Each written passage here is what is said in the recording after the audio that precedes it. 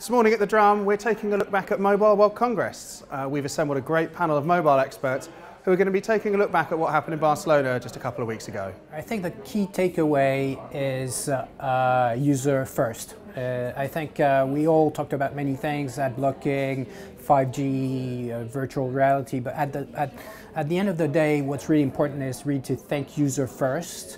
And how we are bringing added value to the users, and that's how we are going to progress the ecosystem, bring trust and transparency to the ecosystem, and really make sure that the user is part of this equation from the start. Well, you know, I think 2016 will be a year where we'll still carry on with this issue of viewability. I think viewability is still, you know, the big buzzword on the marketplace. We still haven't cracked that. I think that back to the idea of bringing trust and transparency in this ecosystem, we really need to find a standard that makes sense in terms of viewability. 50% pixels is not a viewable standard for us. At S4M, we're actually moving that up to 100% pixels for 1 second. We're not charging our clients for anything that is less than 100% pixels for 1 second. And I think that this should be the criteria, the standard for viewability.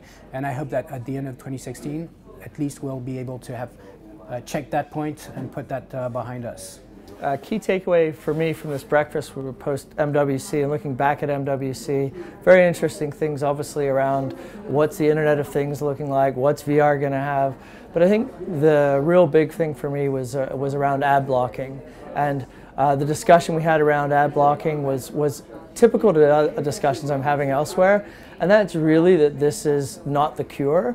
This is actually a symptom of the need for traffic quality to improve, for mobile advertising in general to improve. Well, I think the key issue, a couple key issues that I look at when I look at 2016. One is obviously how are we going to continue to work together as an industry on this traffic quality leading to potentially fraud issues. But one that I get really interested in and get excited about is this convergence of web to app. And you see really this is Google's response to not necessarily being able to see in the apps for a long time.